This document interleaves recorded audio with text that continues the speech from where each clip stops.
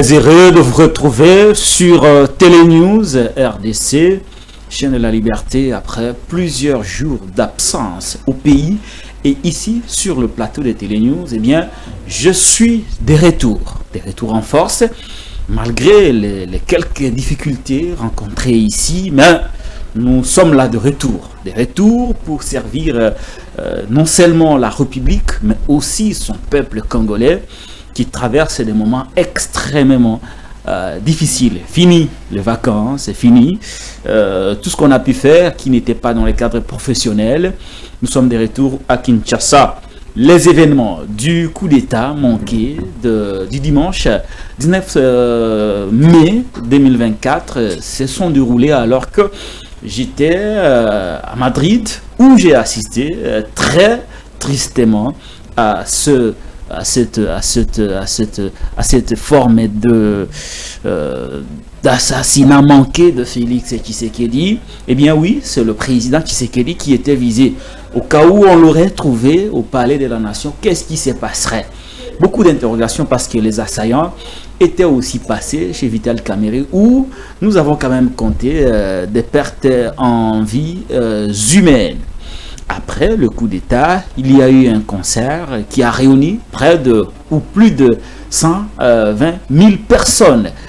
Beaucoup d'interrogations, beaucoup de questions se sont posées entre la gravité des actes de coup d'État, tel qu'est qualifié par le gouvernement de la République, et l'autorisation d'un concert dans une ville qui était sous stress, qui était dans la plus grande psychose. C'est là a encore renforcé le doute sur ce coup d'État. D'autres parlent de ce vrai faux coup d'État.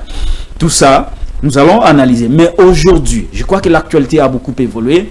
Avec mes invités, j'en ai deux aujourd'hui. Nous y reviendrons plus particulièrement si les leçons à tirer. Parce que j'ai fait une sorte de rapprochement entre le coup d'État manqué de Mukungubile, je crois que c'était en 2013, si j'ai bonne mémoire, la prise de la RTNC en pleine émission. Il ne savait plus rien faire avec la RTNC, bien que la RTNC était sous contrôle. Puis après, neutralisée toujours par les forces armées de la République démocratique du Congo. Depuis lors, quelques personnes impliquées étaient jugées. Il n'y a jamais eu de complices. On ne nous avait jamais parlé de vrais complices. C'est aussi le cas de ce coup d'État manqué, où on a dit qu'il y aurait des complices. Qui sont ces complices?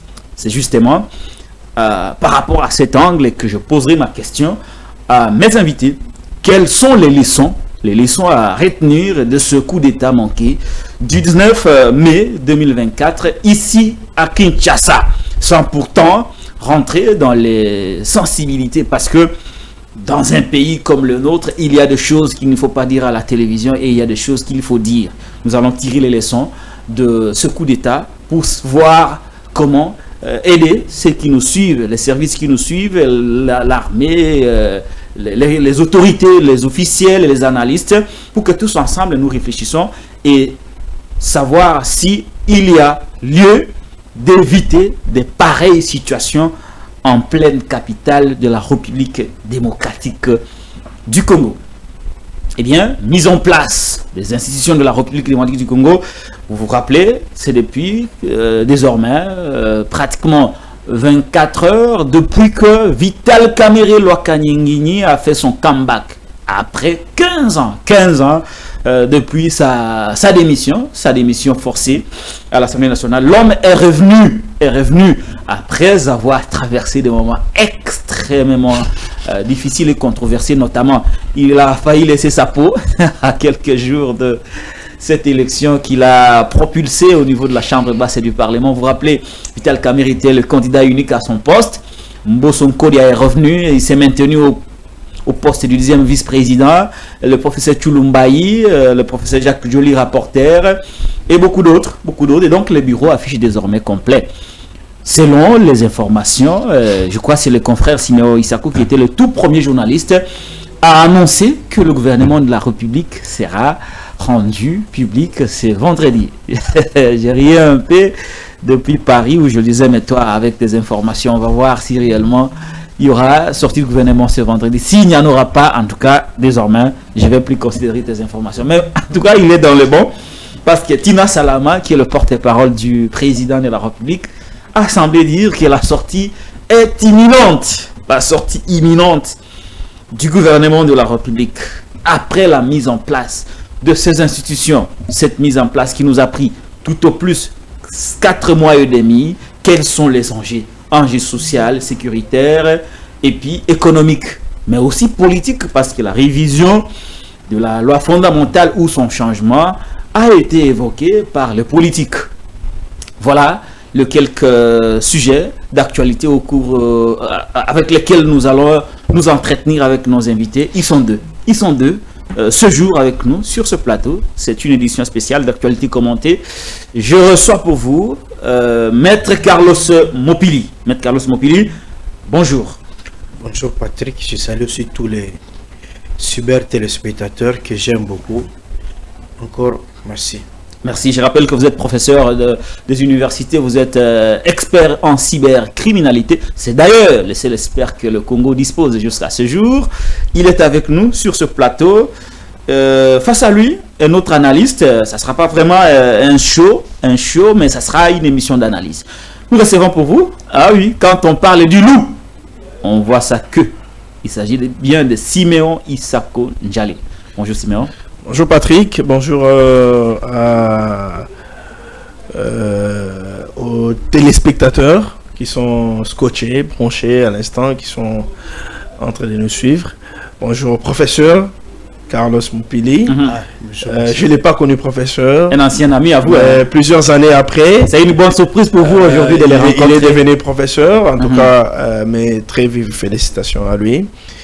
Dans la vie, on apprend tous les jours, mais c'est aussi un plaisir d'enseigner.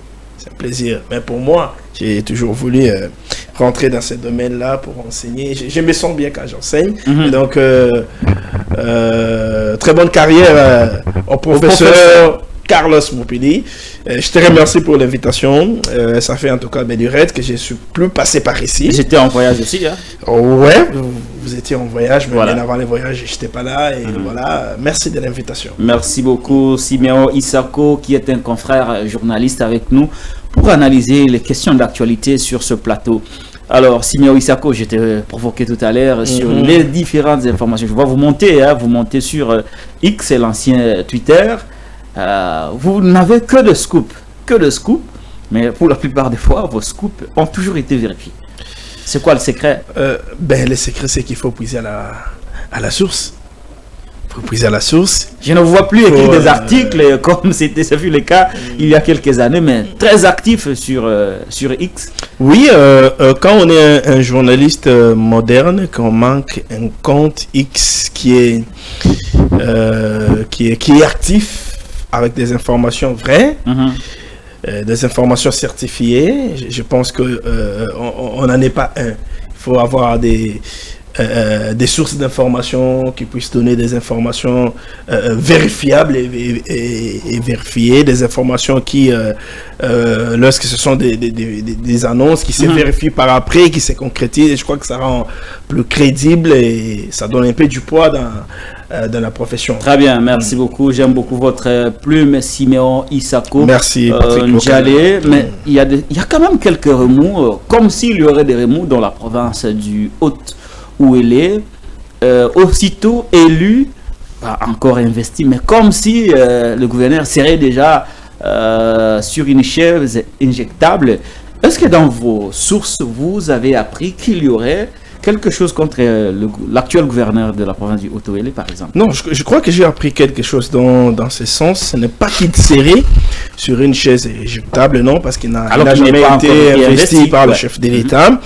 Mais par contre, il y a son challenger, son principal challenger, qui est au Conseil d'État, avec un dossier qui est soutenu par d'autres puissances, il faut le dire comme ça, d'autres forces, notamment, s'il faut appeler les chats par son nom, notamment les forces obscures qui aujourd'hui endeuillent la RDC. Je me parler de notre compatriote devenu rebelle. Je vais parler du clan Nangal. Le clan Nanga. Voilà, la famille Nanga. Il est sa soutenu. Famille ou Nanga lui-même, il engage sa propre responsabilité. Il est soutenu par les Nanga. Il est soutenu par les Nanga, soutenu par l'ancien ministre de la Défense, Crispin Tamatabe, qui est aujourd'hui Ensemble. Il est soutenu par quelques partis politiques des Ensemble. Quand je parle de lui, je vois le chef coutumier Constant Lungabe, à moi que j'aimerais prononcer le nom, c'est celui-là, en tout cas qui est en justice avec les gouverneurs Eli Bakomito. Mais le véritable problème, c'est lequel? Parce que comme nous le savons tous, c'est une province riche à minerais, en or. Lorsque nous parlons de l'or, nous voyons la province de Haut-Ouélé. Ici, le principal problème, c'est l'exploitation de l'or. Vous savez que il y a des gens qui l'ont dénoncé et les informations sont parvenues même au service. Parmi les soutiens de Corneille Nanga, il y a aussi ces carrés miniers de l'or dans la province de Haut-Ouélé. Il se sert aussi de ces minerais pour soutenir sa rébellion. Et il est en train de voir loin. Il s'est dit, ben, si je n'ai pas quelqu'un demain dans la province, ça veut dire que je vais perdre le contrôle de ces chemins qui m'amenaient à exploiter ou qui amenaient mes gens à exploiter illégalement, illicitement de l'or pour que je puisse avoir de quoi faire la guerre au pays. C'est pourquoi c'est qu'il faut faire, il faut mettre quelqu'un de mes mains. Et c'est le chef coutumier Constant Lungambe. Qu'est-ce qu'il faut faire? Parce que Bakomito Eli, il faut l'attaquer en justice, de sorte que lorsqu'il est, je peux dire, invalidé, il y a de nouvelles élections, nous finançons, le chef coutumier est élu, nous aurons les canaux par lesquels nous pouvons exploiter de l'or. Donc c'est le premier combat, l'exploitation illicite de l'or. Et ça, nous alertons les services. Il faudra être au courant que Nanga veut placer quelqu'un de ses mains dans la province de Haut-Ouélé pour exploiter illicitement de l'or là-bas, de sorte qu'il puisse bien évidemment financer. Espérons que les conseils d'État dira le bon financer sa guerre. Donc il faut s'attaquer à quelqu'un, à Jean Bakomito, cette personne qui a porté la dynamique de la Grande Orientale. Vous vous souvenez, cette dynamique qui avait cotisé 100 000 $ pour la candidature du chef de l'État. Vous vous souvenez que c'est Jean Bakomito qui a été le premier dignitaire de la province de Haut-Ouélé, a dénoncé Corneille Nanga, a demandé à Corneille Nanga ouvertement qu'il dise aux Congolais, parce qu'il disait à l'époque que s'il était là en rébellion contre la RDC, c'est parce qu'on lui avait ravi son carré minier.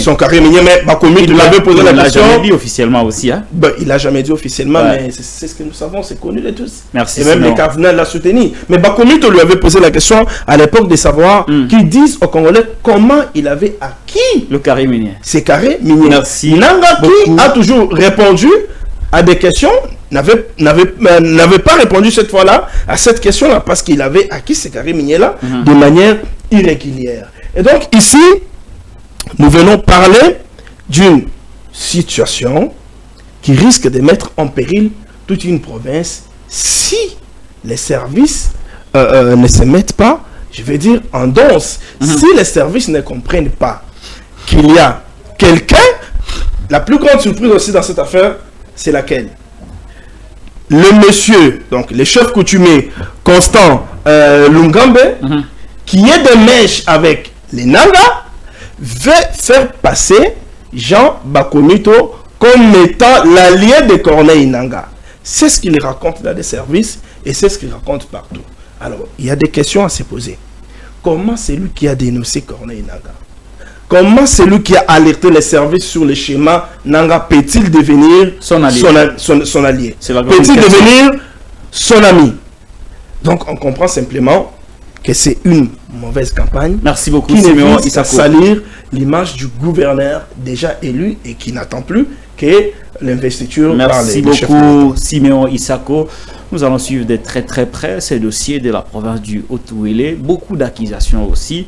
Mais tout ça, peut-être que le bon droit sera dit pour que la province soit épargnée de cette cacophonie qui risque de compromettre son développement. Alors, on va entrer dans le vif du sujet, c'est-à-dire les leçons à tirer après le coup d'État manqué ou raté du 19 mai 2024 à Kinshasa.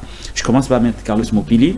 On va pas aller en profondeur, mais on va quand même faire des analyses parce que nous sommes dans un état de droit et de démocratie. Maître Carlos Mopili, on ne va pas refaire l'histoire. Tout le monde connaît déjà ce qui s'est passé. Les vidéos circulent sur les réseaux sociaux. Et puis, nous n'allons pas revenir sur des choses qui ont été déjà dites. Mais au moins, en tant qu'enseignant scientifique, si on vous posait la question de savoir les leçons à retenir après un tel événement qui a failli emporter toutes les institutions de la République, que diriez-vous? Oui, merci.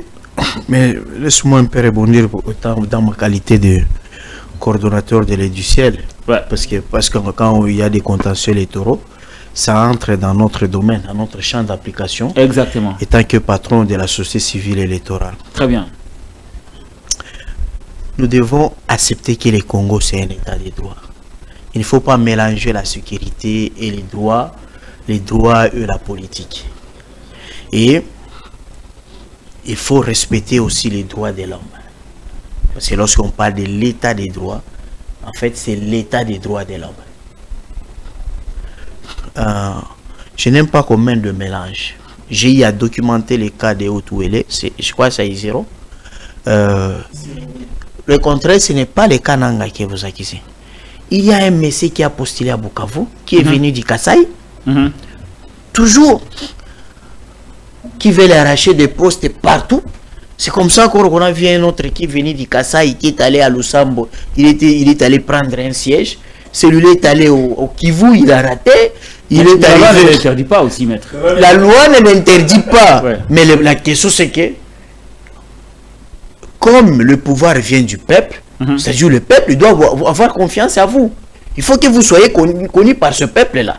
Si vous n'êtes pas connu par cet électorat, c'est-à-dire vous allez faire quoi? Mais là, l'élection, c'est au second degré. Mais ce qui devient difficile parce que là, les électeurs ne sont pas le peuple, mais ce sont les députés élus par le peuple qui élisent les sénateurs ou le gouverneur. On est candidat sénateur. On représente la province, non? Ouais. C'est différent d'un candidat. Mais on est élu au second degré. Mais c'est ce que j'ai dit. Voilà. Un sénateur représente la province. Un député national représente la nation.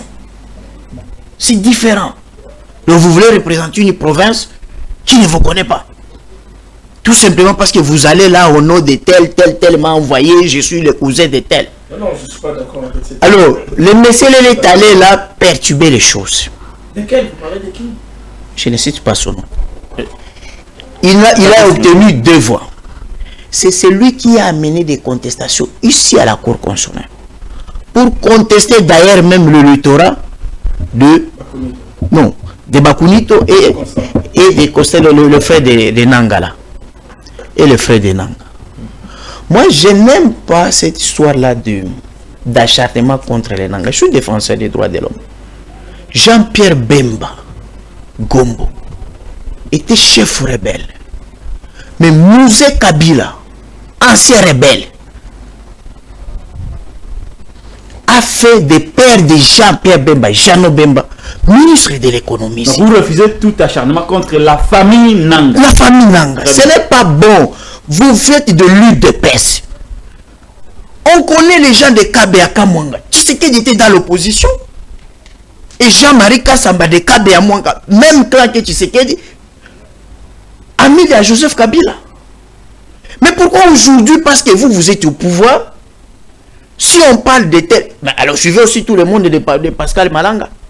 Les gens de Kwilu sont tranquilles. Pourquoi on ne poursuit pas les gens de Kwilu au nom de Malanga? Mais si seulement quelqu'un de l'Est, On suit toute la tribu.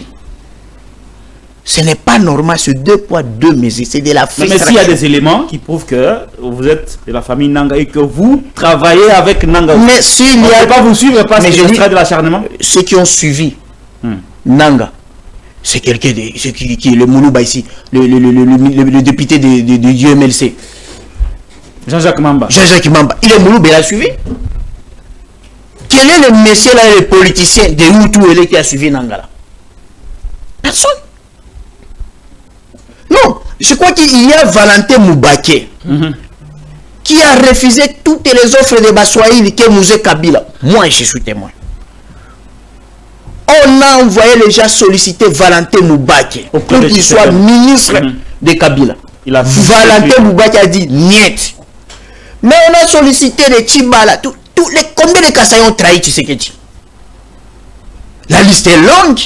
Les gens qui vivaient le matin sous le makayabo de maman Martha, qui mangeaient chaque jour, qui mangeaient le matin, le soir, les foufous, les gros. L'ont trahi. Mais on trahit Tshisekedi. Mais Valentin Moubaké n'a jamais trahi Tshisekedi. Donc cette histoire-là, de confondre tout le monde, je n'aime pas. Mais moi, c'est que je suis d'accord avec Siméon. C'est que les élections ont été très bien organisées, libres et démocratiquement, dans cette province. Ah, ok.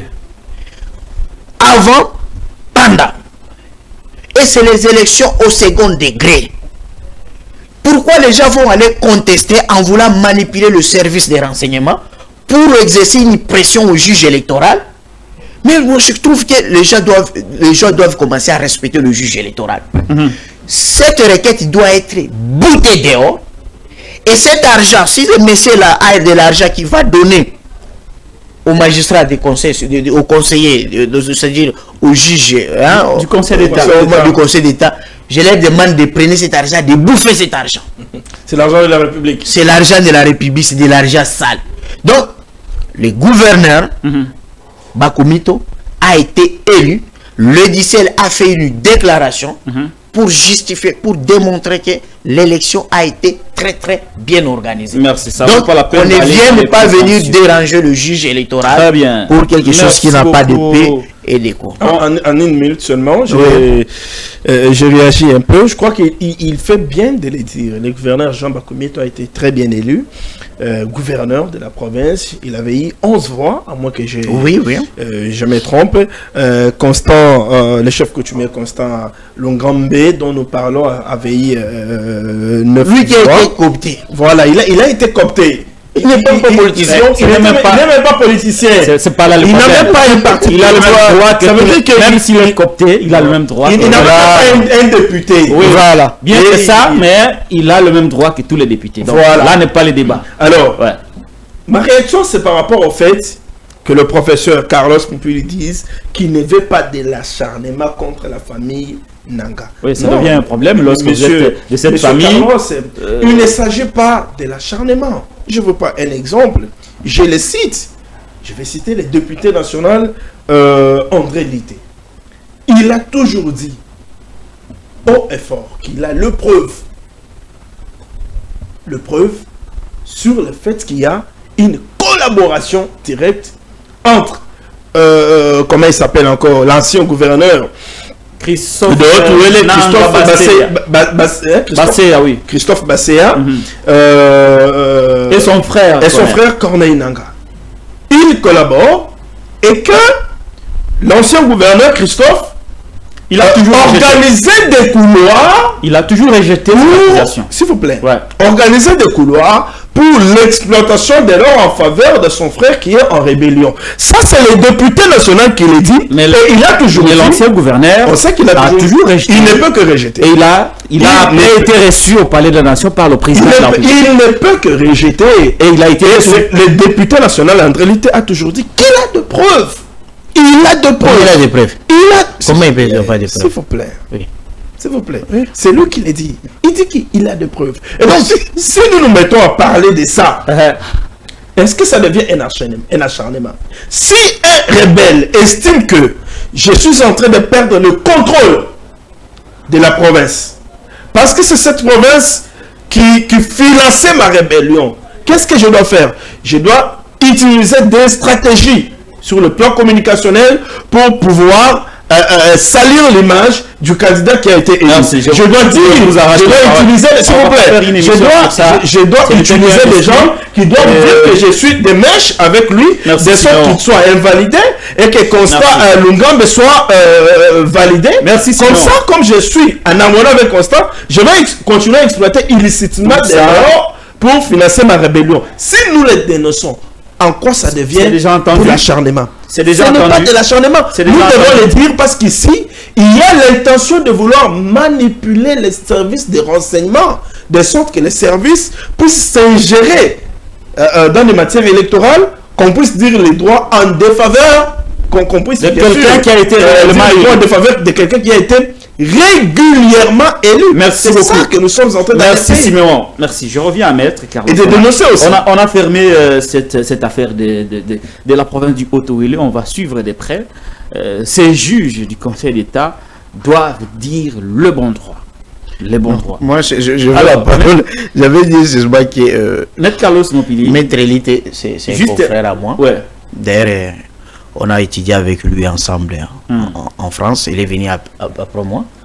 Mais je dis ceci, tout ce qu'il a toujours dit à la télé, est-ce qu'il faut considérer ça comme parole d'évangile? Je sais qu'en politique, on peut toujours s'entraquiser, mais nous avons étudié tout sur la critique historique. Comment, donc la critique historique, on parle de critique interne, critique de sincérité, critique de statitude, où on évolue les contextes et on examine les contextes de celui qui parle, quelle est sa relation par rapport à l'autre, tout ceci est bon, c'est déjà passé. Alors, les leçons à retenir par rapport au coup d'état manqué, jusque-là, pas d'enquête, pas de complices arrêtés. Quelles sont les leçons à retenir pour que pareille situation n'arrive plus jamais? Première chose, je suis attaché à la terminologie. C'est un peu de lire plusieurs journaux, plusieurs titres, on parle de coup d'état raté. Bon, je me suis dit, bon, si j'étais un journaliste, peut-être j'écriverais... Vous n'êtes pas d'accord avec la j'écriverais une mésaventure suicidaire et droguée des assaillants. Peut-être ça passerait. Alors, parce que voici ce que j'ai appris. J'ai appris ceci quand j'étais encore au début de mes études en sciences politiques, qu'il y a deux modes d'accession au pouvoir. Quand on est en sciences politiques, il y a le mode constitutionnel et le mode extra-constitutionnel. Le mode constitutionnel, c'est ce que nous, les juristes en droit constitutionnel, nous prêchons. C'est seulement les élections. On ne peut accéder au pouvoir que par la loi électorale présidentielle que par les élections. Ça, c'est la Constitution qui l'a dit. Mais les politologues, ils disent nous sommes au-delà. Les juristes, ce qui doit être selon les textes. Les politologues, ce qui peut être, ce qui doit être. Parce qu'ils lisent un peu les messieurs ici. Machiavel et tout qui est resté célèbre avec ces vieux ouvrages. Dans le mode extra-constitutionnel, il y a ce qu'on appelle le coup d'État. Coup de force ou putsch. Le putsch. Ouais. Le putsch. La révolution armée. La force étrangère. Celle que vous avez menée, la révolution armée. Voilà. Très bien. Alors, quand est-ce qu'il y a coup d'État? Quand est-ce qu'il y a un putsch? Un coup d'État, lorsque l'auteur, c'est une institution. L'armée prend le pouvoir, comme Mobutu à 64. C'est le haut commandement, c'est l'armée qui prend le pouvoir. Comme au Gabon, c'est l'armée qui prend le pouvoir. Mais au Burkina, je crois que c'est un putsch, parce que c'est une unité.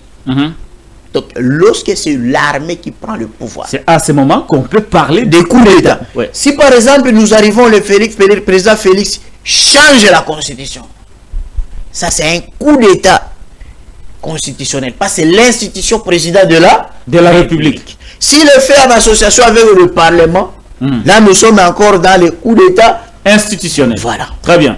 Alors, mais ça ici, on peut parler, ce sont des privés Ça, c'est la mésaventure suicidaire. Oui, drogué. Bon, dans cette mésaventure suicidaire droguée là, raté. Peut-être les termes qui pouvaient, on peut parler de putsch raté. Un coup de force, hein? Un coup de force raté. Très bien. Alors, ça c'est au niveau de la terminologie, de la terminologie conceptuelle. Voilà. Mais cette histoire, cette mésaventure droguée, suicidaire, a plus de questions que de réponses. La seule question qu'on a la réponse, c'est que si on pose la question, est-ce qu'il y avait l'intention d'éliminer physiquement Vital Kamerhe? La réponse est oui. Là, la réponse est facile. Mais lorsqu'on vous pose la question, est-ce qu'il y avait vraiment l'intention de renverser les pouvoirs et de prendre les pouvoirs? Ça devient compliqué. Ça devient compliqué. Pourquoi? Parce que les gens arrivent au palais de la nation. Ils ne savent pas quoi faire. Ils ne savent pas quoi faire. Ils commencent à se filmer. Et ils respectent même déclarations. Et l'effigie du chef de l'État tombe, ils lui remettent ça sur place. Oh là là, qu'est-ce que c'est amusant. C'est amusant. Bon, mais quand même, il y a la sémiologie là. C'est propre à vous, non? Oui. Il y a quand même quelque chose qui blesse. C'est la sémiologie, c'est-à-dire le symbolique du pouvoir. Lorsque c'est le drapeau de la République. Ils ont fait descendre les drapeaux. Devant le bureau du président de la République. Et remplacé par un drapeau du Zaïre, ça touche quand même. Les pouvoirs. Les pouvoirs, oui. Voilà. Et pourquoi il doit venir la nuit? Est-ce que le président travaille la nuit? Ça, c'est des questions sans réponse. Est-ce que c'est là qu'il fallait les trouver? Encore pas de réponse. Et quand on se pose encore la question, qu'est-ce qui fait que et l'auteur et la victime, tous prennent des choses comme si c'était de la blague, comme si c'était des mises en scène. Donc l'auteur, ceux qui font le coup d'État et la victime qui est l'État, tous les deux, c'est comme si c'était des inféliduques là. Ils prennent pas ça au sérieux. Donc l'organisation du coup d'État et son aboutissement, c'est une organisation qui est considérée comme une mésaventure. Voilà. La manière dont on gère ça par l'État qui est victime semble aussi être comme une mésaventure. C'est là que je parle des leçons à tirer. Voilà, c'est là où nous arrivons. Ouais. C'est que vous voyez de l'autre côté les gens qui font le coup d'État, au lieu de s'attaquer. Parce que le président Félix, c'est une personne physique, mais en même temps une personne morale. Il est seul là, individu, une institution. Dieu seul, si ces jours-là il tomberait, on serait où? On n'est pas encore là.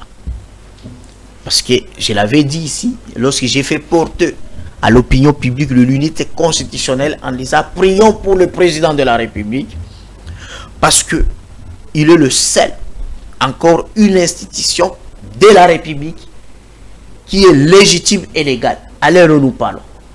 Les autres institutions. Il faut ajouter maintenant l'Assemblée nationale. Oh, l'Assemblée nationale. Officiellement installée. Mais c'est une fraction. Ouais. C'est le Parlement. Non. Ouais. L'Assemblée nationale n'est pas une institution de la République. C'est le Parlement qui est une partie de l'institution. Voilà, c'est le Parlement. C'est-à-dire Parlement fractionné. Moitié. Très bien. Ce n'est pas encore une institution de la République. Très bien. Ce qui fait que jusqu'à présent, il faut préserver l'institution président de la République, parce que si, imaginez-vous, le pire arriverait, il n'y aura pas de dauphin constitutionnel. Si je reviens en 2001, le 16 janvier, Edi Kapen passe, il fait son communiqué comme Ededika, Jordan, Gaïta Kakoudji, ministre de l'État, ministre de l'Intérieur, il fait aussi son communiqué pour dire que je suis là. Le ministre de la Communication, Sakomi, fait aussi son communiqué pour démentir la mort du président. Mais le président serait hospitalisé à Harare. Il y a un autre général que j'étais son nom, qui voulait faire aussi son communiqué, mais il a été empêché. Vous voyez déjà ce qui allait nous arriver en 2001. Heureusement, Louecha, Sylvestre Louecha, que j'ai sali à son âme.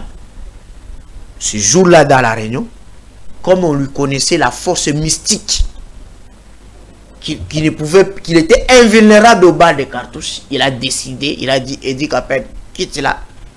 Joseph Kabila, il faut monter sur la chaise. Au nom de Zusuzé Kotib. Moi, je suis vieux commandant interarmé. C'est lui qui vient après moi. C'est le commandant forces terrestres.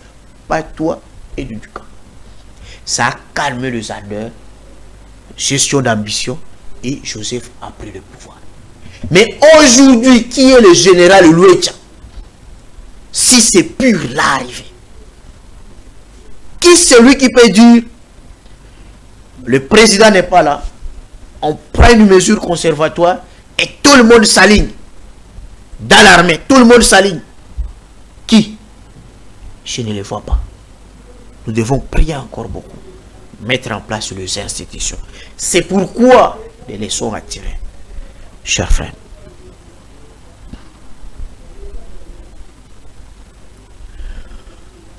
Depuis longtemps, nous nous battions sur la sécurité. Au lieu qu'on parle de la sécurité, ce n'est pas un problème d'un service ANER, des MIAP. Oh, non. C'est le système, hein? C'est la vigilance populaire. La vigilance totale. À l'époque, nous, on avait tout un projet avec le service national où on devrait recruter 22 000 jeunes de toutes les tribus, compris. Après la formation, ils devraient te déverser dans la vie active comme des civils. Ce qui fait que Lokaka, vous quittez Madrid. Lokala. Ah, Lokala, Patrick Lokala. Voilà. Vous quittez Madrid. Arrivez à l'aéroport. On ne sait pas ce que vous avez causé là-bas avec les gens de Madrid. Là.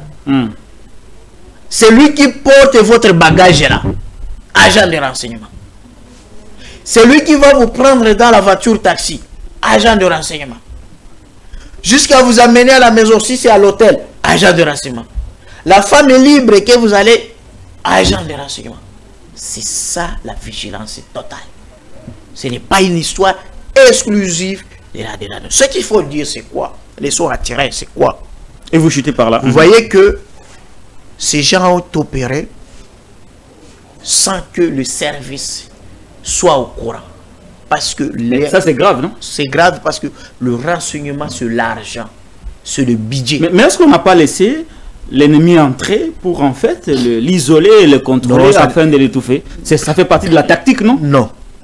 C'est lui qui se dit là, c'est un fainéant. Il ne connaît rien. J'entends même l'autre là qui n'a même pas les niveaux, la formation des caporales, qui dit que c'était une stratégie de distraction. L'autre là, il a attaqué le palais de la nation pour que toutes les forces se déversent de l'autre côté. Comme ça, on attaque le président. Ça, c'est vraiment même pas les niveaux des caporales. Et il dit qu'il a fait l'armée, hein? Mais il a fait les formations de 90 jours là, des insulteurs. Il était avec vous? Oui, mais la formation de 90 jours. Moi, j'ai fait 500. Moi, je suis breveté. Alors, Maître Carlos Mopili, finalement, on était sur les leçons à tirer. Vous avez fait quand même la formation. Vous n'êtes pas d'accord avec notre ami qui a dit que on a distrait, on voulait distraire les gens au palais de la nation pour aller en fait en finir avec le président Tshisekedi. Mais non, c'est là où je parle que... Et moi je disais en outre que peut-être on a laissé dans la tactique, laisser entrer l'ennemi et pour le contrôler en fait. L'encercler. La tactique, non. Je n'ai pas fait l'armée mais je connais cette tactique. Non, mais moi je parle de mes aventures. Même que ce soit dans des opérations spéciales, il y a toujours l'équipe d'avance qui attaque et il y a l'équipe qui reste en réserve. On parle, un terme simple, équipe de renfort. C'est pourquoi j'ai dit que de l'autre côté, c'était un peu... Les services n'étaient pas au courant. C'est-à-dire, l'auteur fait des choses comme si c'était une blague. La victime aussi considère ça comme une blague. Dans le sens que les choses ont été vraiment, je ne peux pas dire, très drôles. Dans le sens, mais du côté aussi de la victime qui est l'État, on n'a pas senti quelqu'un qui a été vexé. Ah, ok. D'abord, je vous ai parlé de la sémiologie. L'État n'était pas dans la peau d'une victime. D'une victime, c'est-à-dire, lorsqu'on attaque le palais de la nation, et qu'on reste le drapeau sur le plan de symbolique. Vous savez, nous qui avons grandi au village, on était prêt à tuer. Tout simplement parce qu'on a insulté votre mère. Parce que quand on insulte votre mère, ça fait quoi? Ça laisse quelle tâche? Mais au nom du symbolique, on ne peut pas tolérer laisser les choses comme ça. Alors, c'est que la victime qui a été prise par surprise jusqu'à 6 h du matin et à 10 h, c'est-à-dire après 4 heures, estime déjà que la situation avait déjà les contrôles de la situation sans savoir est-ce qu'il y a encore des types des renforts ou de gauche et à droite. Est-ce qu'il y a des suspects? Est-ce qu'il y a des complices en interne? Directement, sans même convoquer le Conseil supérieur de la défense. La réunion du Conseil supérieur de la défense. Il n'y a pas même une convocation. Sans établir même de responsabilité, sans blâmer le responsable. Et tout marche à la normale. Jusqu'aujourd'hui. Aller au concert, tout ça. Ça, c'est jusqu'aujourd'hui. Mais là, les leçons à tirer, c'est quoi? J'allais dire que... Mais par contre, mais c'est vous qui parlez, M. Kalonji. Non, je vais poser cette question à Simaoui Sako. Le problème, c'est que nous sommes un pays en guerre. Et lorsqu'on est un pays en guerre, on doit se comporter comme tel. Vous savez, même à la maison, lorsque c'est la rentrée scolaire, Simaoui Sako consacre son budget sur l'achat et le paiement des frais scolaires de ses enfants. Lorsque nous allons vers la fin de l'année, Simaoui Sako concentre son budget vers tout ce qui est dépenses des festivités de Noël. C'est comme ça que ça évolue. Maintenant, nous sommes dans une circonstance de la guerre. L'argent, d'abord le service de renseignement. On doit leur avouer le budget. Parce que lorsque ces gens-là, ils ont de l'argent, quand ils ont l'argent, ils achèteront facilement les informations. Parce que là où le monsieur là prenait de la bière, il fallait qu'il y ait des informateurs, des informatrices du service de renseignement. Il faut que les services aient le moyen aussi de les payer. Mais c'est ça le problème. Payer ces informateurs, ces mouchards qui doivent... Voilà, c'est pourquoi dans des pays qui se respectent, les cartes là qu'on donne aux ministres, de cartes de crédit, de 50 000 $, c'est des cartes qu'on donne aux chefs d'antenne de renseignement. Chaque matin, un agent de renseignement doit avoir sa collation. Communication. L'argent pour manger au restaurant. Tout pour acheter. Aller en boîte. Faire livrer les gens. Aller dans les églises. Voilà, les offrandes. Voilà, tout ça. Il doit... C'est du chat qui doivent être partout. Et ça, ce sont les moyens qu'on leur donne. Mais si on ne leur donne pas les moyens, qu'est-ce que nous voyons aujourd'hui? On sera toujours surpris. Nous voyons que le service de renseignement, au lieu d'exercer leur mission, ils commencent à aller en dehors de leur mission. Parce qu'on se dit quoi? Si on poursuit l'espion, est-ce qu'on aura quel jour? Mais si j'arrête le cas là, sa femme va vendre la télé ou sa Jeep, il viendra donner l'argent. C'est pour ça qu'on trouve maintenant dans les cachots des TD.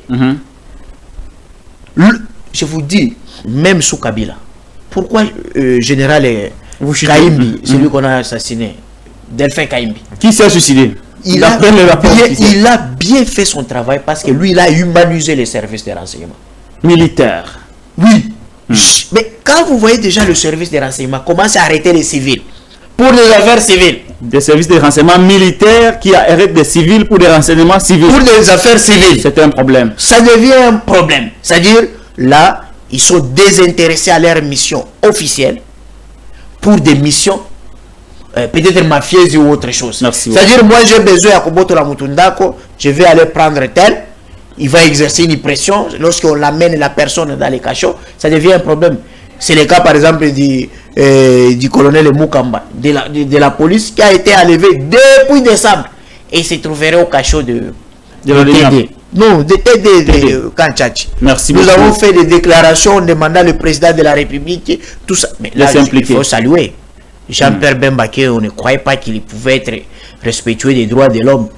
Quand la victime a écrit au VPM, ministre de la Défense, il a réagi en demandant à l'auditeur général de faire une réquisition d'informations à ce que le colonel Moukamba quitte les cachots, des TD de la garde républicaine à l'auditorat. C'est-à-dire, soit les libérer, soit les transférer au juge naturel. Merci Donc, vous voyez que tout ça, c'est parce qu'il n'y a pas une enveloppe colossale aux agents de renseignement. Et troisième chose, par exemple, des leçons à tirer, lorsqu'on parle de services d'intelligence, il y a le mot intelligence.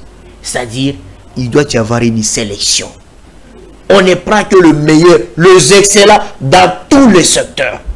C'est-à-dire, dans tous les secteurs, même dans la presse. Dans la presse, tu es excellent, tu es chouchou, tu es agent de renseignement. Tu es Messi. En tout cas, pas moi. Hein.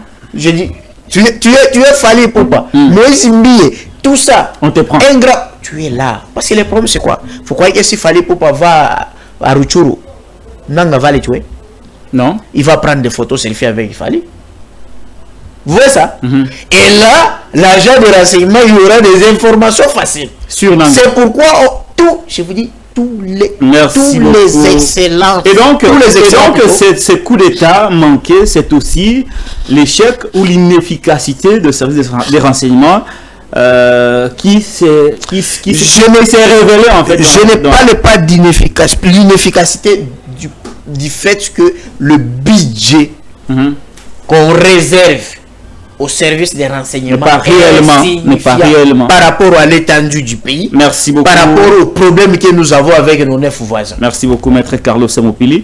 Je reviens à vous, Siméon. Je sais que vous êtes très réservé sur cette question parce que vous êtes en colère contre ce qui s'est passé. Et d'ailleurs, nous partageons cette émotion de colère avec vous, Siméon Isako. La question de savoir, c'est que vous allez revenir sur les leçons à tirer. Mais je voudrais qu'avec vous, qu'on fasse un petit rapprochement entre le coup d'État version Mukungubile et le coup d'État version Christian Malanga. Sous Mukungubile, il y avait quand même la psychose dans la ville. Vous vous rappelez, c'était autour des 10 heures, hein, la prise de la RTNC. Tout le monde avait paniqué. Et il y avait affrontement. Et il y avait aussi affrontement. Il y avait affrontement et on a compté des morts dans la ville, au niveau de la RTNC. Il y avait même des traces de balles. Lorsque vous le comparez avec celui de Christian Malanga, est-ce que on peut avoir l'impression d'avoir réellement assisté à un coup d'État? Eh bien, le professeur Carlos Mopili a parlé tout à l'heure d'une mésaventure. Suicidaire. Suicidaire.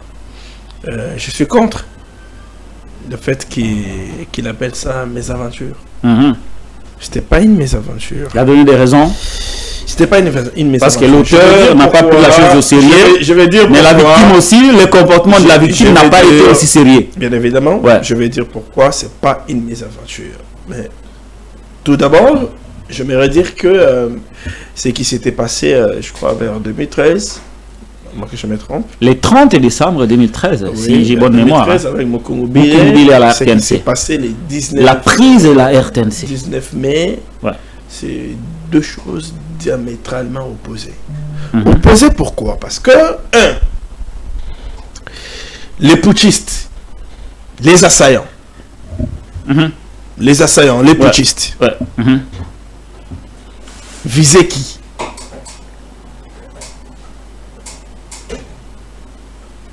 Là, je suis en 2024. Parce qu'en 2013, on savait tous qu'ils visaient le pouvoir. Ils visaient Kabila. Mais à la RTNC, Kabila ne travaille pas là-bas. Non, s'il te plaît. S'il te plaît. Quand on entre en possession de la chaîne nationale, c'est l'un des verrous du pouvoir. Les outils du pouvoir. Bien sûr. C'est ça. Quand tu entres en possession de la RTNC, de la chaîne nationale, tu passes, tu déclares que désormais tu es président. Ça va bouger quelque part. Et c'est la raison pour laquelle il y a eu psychose, même s'ils n'avaient pas fait des déclarations. Ça va bouger quelque part. Mais il y avait une grande psychose dans la ville. Ils n'étaient pas seulement à la RTNC. Ils étaient dans quelques autres sites. À la cité des Louis. Voilà. L'état-major général.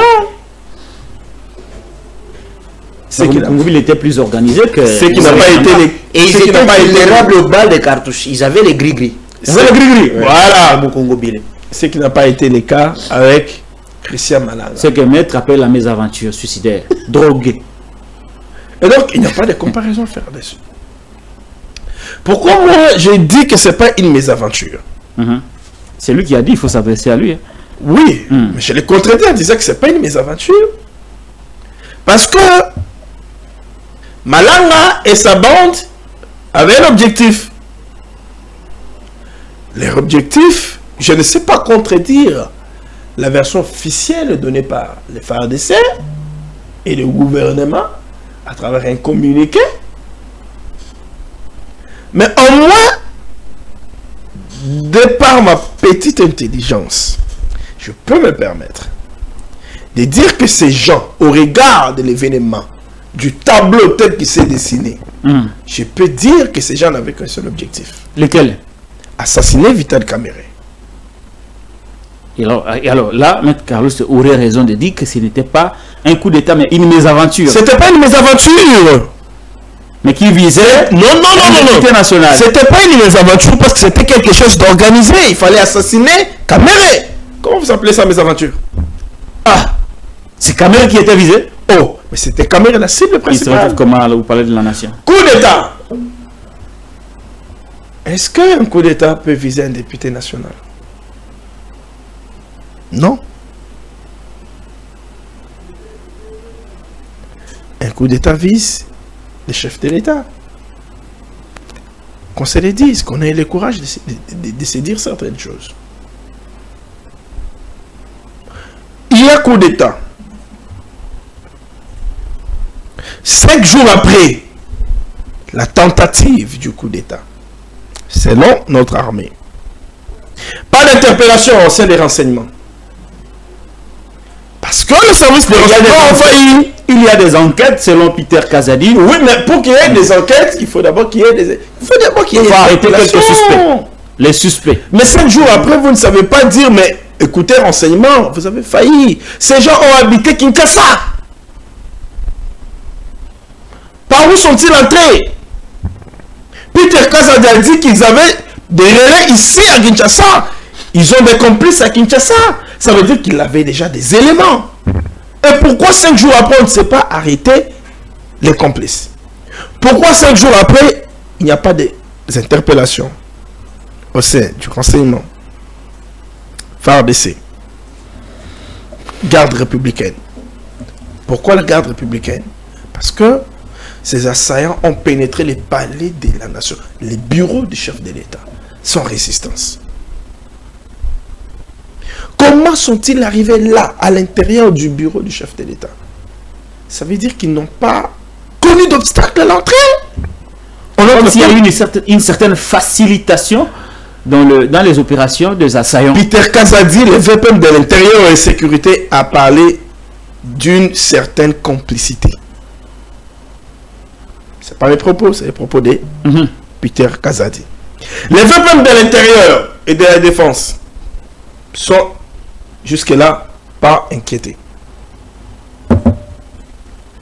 Ils ne sont pas inquiétés jusque-là. Ils se promènent, ils vont dans des missions de service. Et pourtant, le pays a été touché par un événement. Pas n'importe quel événement, mais une tentative de coup d'État. Le ministre de la Défense, calme, n'a pas été inquiété. Si, il a été inquiété d'après certaines informations qui ont circulé sur les réseaux sociaux. Non, quand je dis n'a pas été inquiété, quand je dis n'a pas été inquiété, ça veut dire qu'il n'a pas été interpellé par les services ou par sa haute hiérarchie. Donnez-moi 30 secondes. 30 secondes. C'est-à-dire... Non, oui, c'est-à-dire, je voulais le compléter. C'est-à-dire, en matière de renseignement, lorsqu'il y a les cas qui arrivent, on parle de responsabilité de cascade. C'est comme chez vous, dans le domaine de presse. On parle de responsabilité de cascade lorsqu'il y a le délit de presse. C'est-à-dire, c'est vous les journalistes qui commettez le délit de presse. Mais ça implique le directeur des programmes, le directeur de la publication. Pourquoi lui l'a interpellé? Parce qu'il a fait l'omission de son devoir. Moi, j'appelle ça la chaîne de responsabilité. Et évidemment, maintenant, en matière de renseignement ou de sécurité, c'est que le fait de ne pas être à mesure d'empêcher que cela arrive, vous êtes responsable. Vous êtes responsable. Merci beaucoup, M. Carlos. Alors, je continue. Vous êtes dans les bons, hein, cette fois. Le VPM Peter Kazadi a soutenu que les assaillants des événements du dimanche dernier avaient des complexes à Kinshasa. Et que toutes les institutions, il a dit sur Radio Kapi, toutes les institutions étaient infiltrées. Il a dit que la question de l'infiltration, le problème de l'infiltration de toutes nos institutions n'est plus à démontrer. L'infiltration de toutes nos institutions. Il a été clair, hein, n'est plus à démontrer. Si les institutions sont infiltrées, il dit bien toutes les institutions, ça veut dire qu'en commençant par le président de la République. On est en danger alors. Vous voyez la gravité de ce que Peter a dit. Je me demande s'il avait mesuré ce qu'il disait. Mais après, qu'est-ce qu'il a fait? Parce qu'il a parlé de toutes les institutions. Il n'a pas exclu l'institution président de la République. Pas la présidence, mais président de la République. Ça veut dire que le président est infiltré. Gravité. Et même son ministère. Des déclarations. Même son propre ministère est voilà. infiltré. La gravité des déclarations. Mais après. Et un VPM qui dit ça, il n'est pas inquiété. Il prend son avion, il part. Il est dans un pays d'Afrique. Moi, on ne parle. Il voyage. Jean-Pierre Bemba, Judith Soumina ont été visés par les assaillants. Parce qu'on a commencé chez Soumina, on n'a pas eu son adresse. On est parti chez Bemba, on l'a pas eu à la maison. C'est ainsi qu'il chute chez Vital.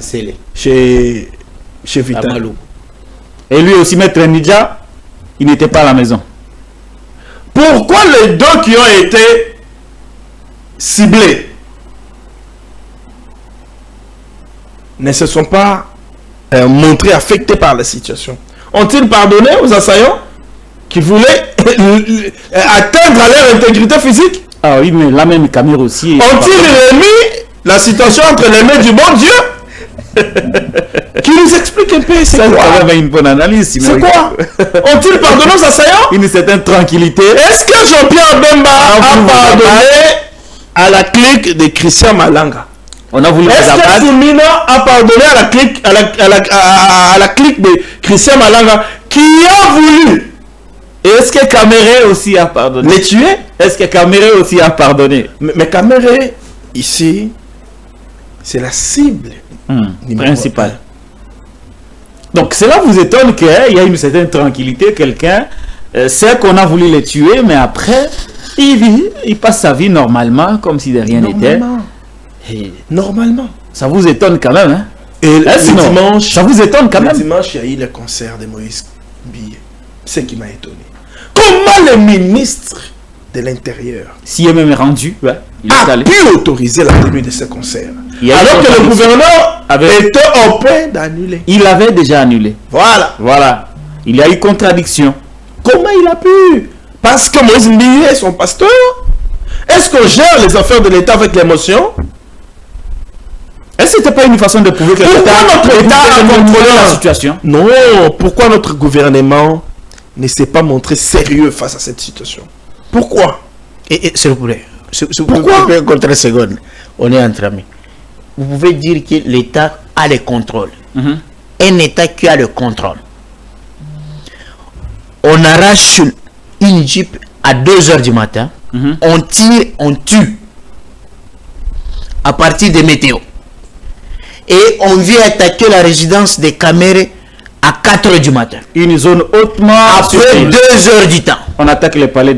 Et, c'est-à-dire, les assaillants arrachaient des jeeps en tirant. Il y a 2 heures avant l'attaque de la résidence des Caméré.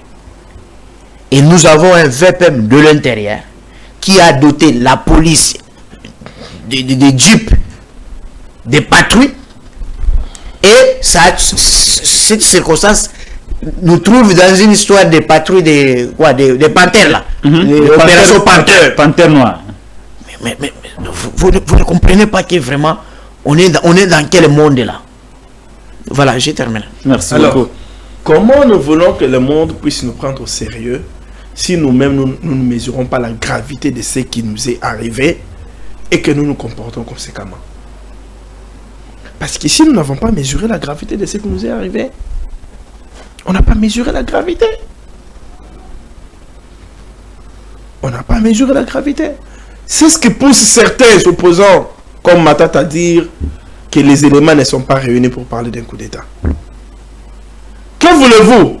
Comment voulez-vous que les opposants disent qu'il y a, bien sûr, tentative de coup d'État, alors que dans le même gouvernement, vous n'avez pas vraiment prouvé qu'il y a eu tentative de coup d'État.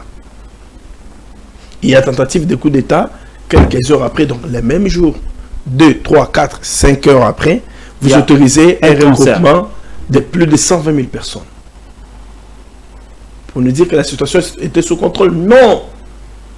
La situation n'était pas sous contrôle. Parce que si la situation sécuritaire était sous contrôle, le gouvernement aurait su qu'il y a attaque à 4 heures, à 2 heures, à 3 heures. Et qu'il fallait protéger le président. Et qu'il fallait tout anticiper pour protéger les chefs de l'État et certaines autorités du pays.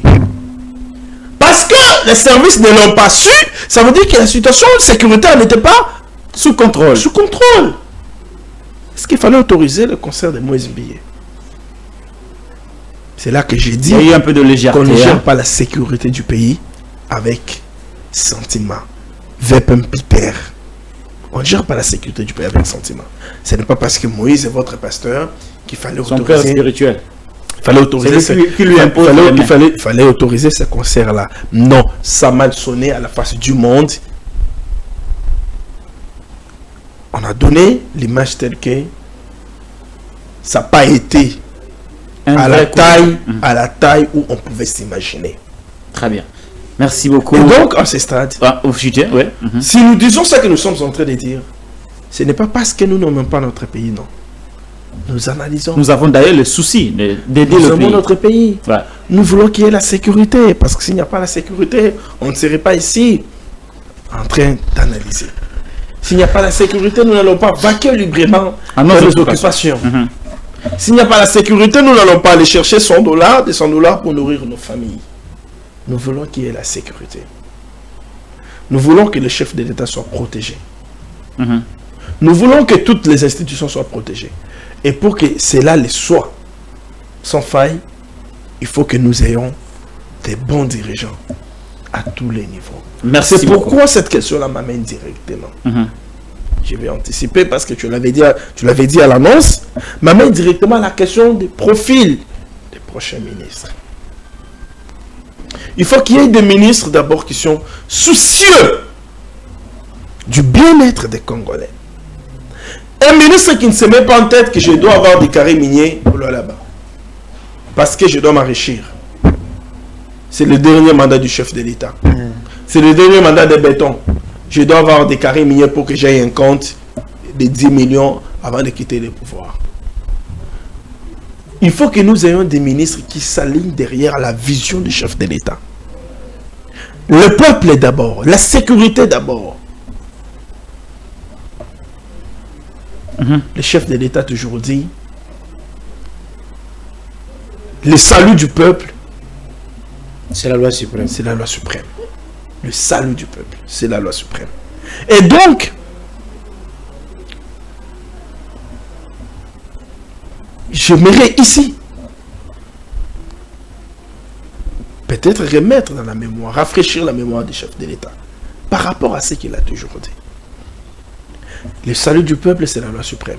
Il ne faudra pas nommer des ministres parce que X a fait pression, parce que Y a fait pression, parce que si je ne prends pas tel, il sera frustré. Non. Mais au Congo, nous sommes combien? Plus de 100 millions. Ça veut dire que prenez 100 000 personnes nommées ministres. Il y a combien de politiciens au Congo? Il y a combien de personnalités politiques au Congo? Donc tous seront ministres. Il faut trier, prendre les meilleurs.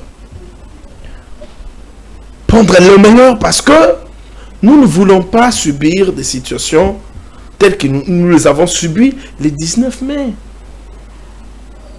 Non. Vous venez de former tout un bataillon et pendant ce temps, on tire dans une zone hautement sécurisée. Personne ne sait venir. Pendant plusieurs heures. Ouais. Personne ne sait venir au secours. Personne. C'est triste. C'est vraiment triste. Il faut que le chef de l'État se fasse entourer de très bons collaborateurs. Il y aura un gouvernement. Il faut qu'il ait aussi un très bon cabinet. Pas pléthorique. Il n'en a pas besoin. De très bons conseillers. Un très bon directeur de cabinet. S'il ne le fait pas, en tout cas, ça sera compliqué. Ça sera très compliqué durant ces deuxièmes mandats. Merci beaucoup, Siméon Isako. Voilà, une très très belle analyse de la part de Siméon Isako. On va finir cette émission avec la dernière question. Il a déjà pratiquement balayé cette question. Maître Carlos va y revenir juste un tout petit peu. Et puis nous allons boucler la boucle. Maître Carlos, je reviens avec vous sur l'élection de Vital Kamerhe. La province du Sud Kivu a encore une fois servi. Elle était servie lors du premier mandat du président Félix Tshisekedi avec le Sénat. C'était un ressortissant du Sud Kivu qui était au Sénat. Mouchi, cette fois-ci, un autre Mouchi fait les rebondissements au niveau de l'Assemblée nationale. Il s'agit de Vital Kamerhe Lwakanyingi Kenge. Et donc, la province est très bien servie. La province de la première dame, la distinguée première dame, Denise Nyakero Tshisekedi, que nous saluons au passage. Maître Carlos, on peut bon, parenthèse, caca. La vraie question, c'est que Kamerhe face à l'enjeu sécuritaire. Beaucoup de gens disent qu'il est proche de Kagame. Vous savez, personne n'a oublié les dons les cadeaux des 30 vaches faits au Rwanda lors d'une fête de mariage et toutes les accusations qu'il dépasse à formuler contre lui. Malgré ça, il y a aussi cette histoire du programme Sanjou. Il a été acquitté, mais il y a toujours des petits remous, tout ça. Et l'on parle déjà d'un plan de 2 ans pour aboutir à sa destitution. Est-ce que vous pensez que Kamerhe va jouer les jeux et que cette fois-ci, il peut réellement se relancer et faire oublier aux Congolais toutes ces accusations portées contre lui, surtout sa proximité avec le Rwanda et Paul Kagame? Non, il y a un problème là. C'est que il faut dire d'abord que les gens viennent, ils rentrent. On a vu Kabound, Jean-Marie Kabound à Kabound, être élu premier vice-président, être éjecté et puis revenir et puis la suite vous connaissez. Ouais, il est en prison. Oui, oui. Ce qui est vrai que pour Vital Kamerhe, c'est quelqu'un qui a beaucoup servi, qui a beaucoup travaillé pour le président Fachi, mais qui est toujours moins récompensé. Mais cette fois-ci, c'est bon, non? Non.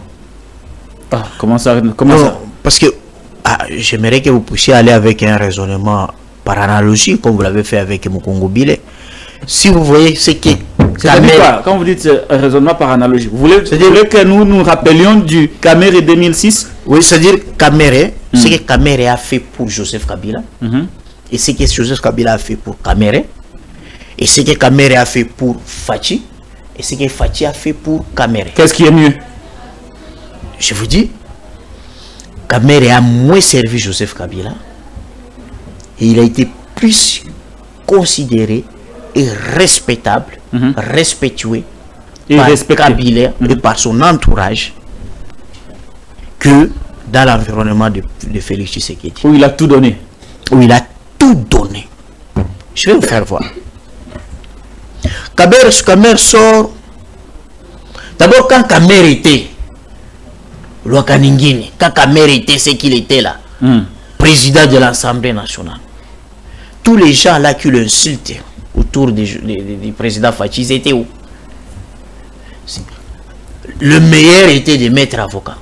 Mais la plupart c'était des chômeurs sous les bois. Vous pouvez imaginer que, qui pouvait imaginer que dans cette réunion de présidium qui préside, c'est Augustin Kabouya, Jean-Pierre Bemba à côté, Kamerhe à côté. Bahati à côté.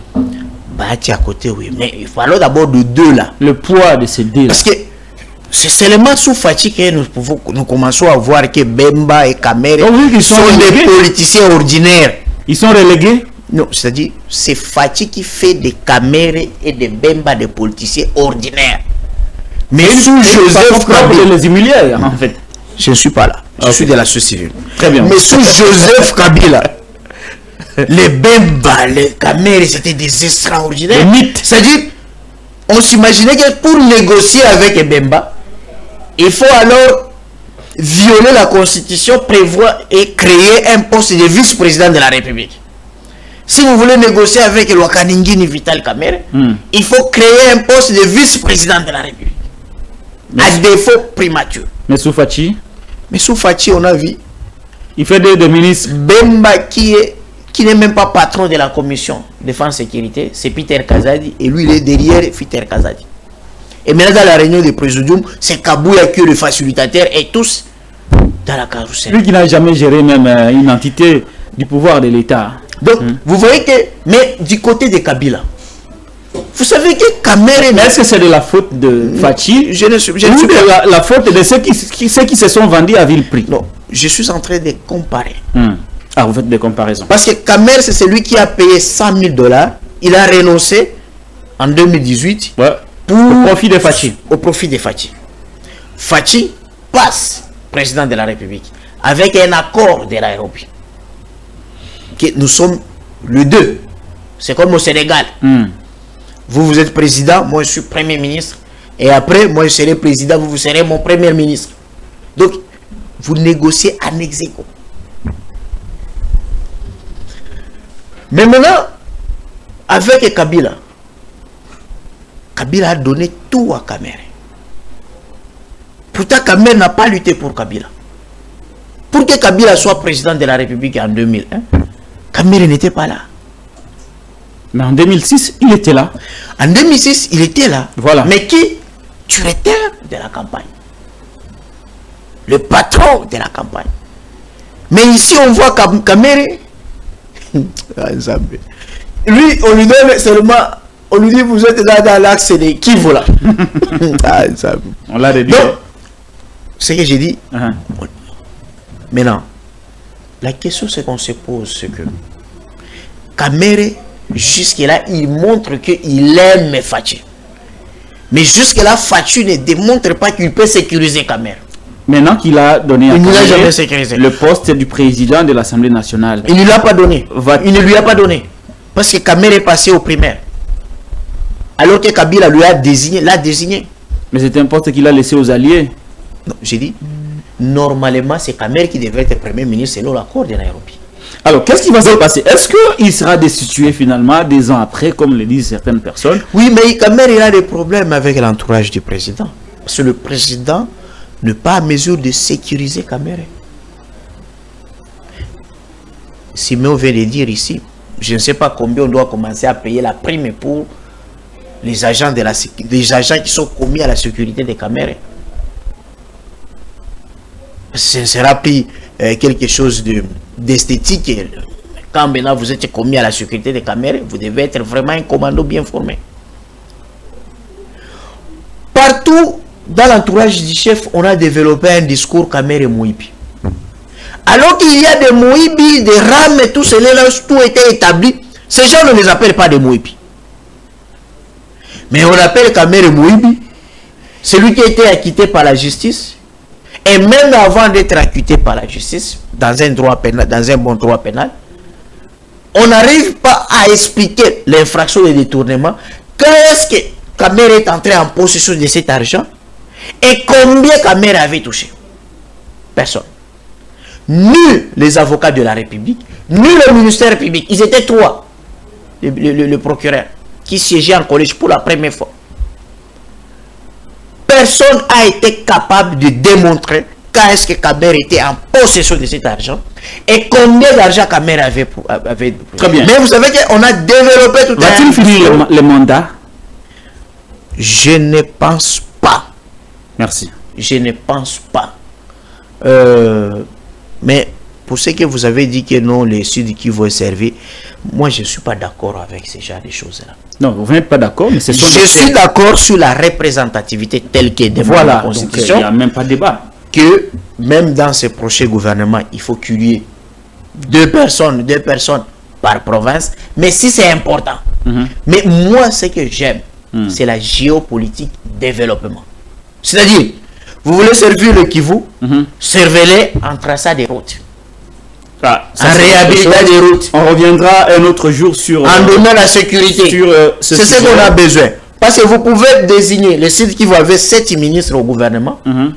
Mais ce sont les 7 membres, ils se sont servis, eux, avec leurs épouses qui sont peut-être... Et leurs enfants. Et leurs enfants. Voilà, merci beaucoup, Maître Carlos Mopili. Je crois que je reviendrai avec les mêmes invités la semaine prochaine pour analyser la sortie du gouvernement de la République.